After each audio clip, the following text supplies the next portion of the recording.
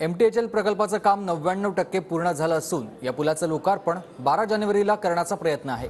पंतप्रधान नरेंद्र मोदी यांच्या नाशिक दौऱ्याची वेळ साधण्याचा सरकारचा प्रयत्न असून तसं झाल्यास त्याच दिवशी या प्रकल्पाचं लोकार्पण होईल। यासाठी मुख्यमंत्री शिंदेंकडून पंतप्रधानांच्या कार्यालयाशी संपर्क साधण्यात आल्याची माहिती सूत्रांनी दिली आहे।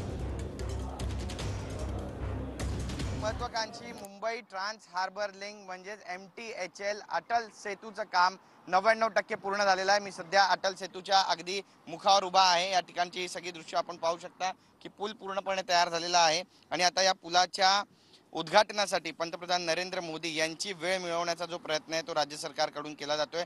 पंतप्रधान नरेंद्र मोदी राष्ट्रीय युवा महोत्सवासाठी 12 जानेवारीला नाशिकला येणार आहेत आणि हीच वेळ साधून MTHLचेही उद्घाटन करण्याचा सरकारचा प्रयत्न आहे। यासाठी मुख्यमंत्री एकनाथ शिंदे यांच्याकडून पंतप्रधानांच्या कार्यालयाशी संपर्क साधण्यात आल्याची माहिती सूत्रांनी दिली आहे।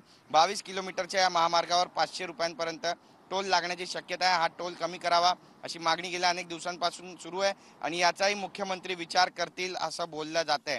5 महिने उशीर झालेला आहे। सप्टेंबरच्या अखेरीस या सेतूचं काम पूर्ण होणे अपेक्षित होतं। नंतर डिसेंबरची डेडलाईन देण्यात आली।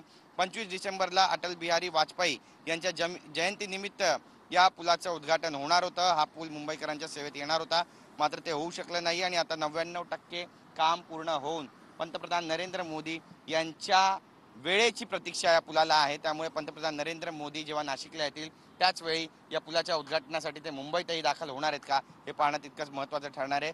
कॅमेरा पर्सन रोहन पवारचा गिरीश गायकवाड, TV9 मराठी।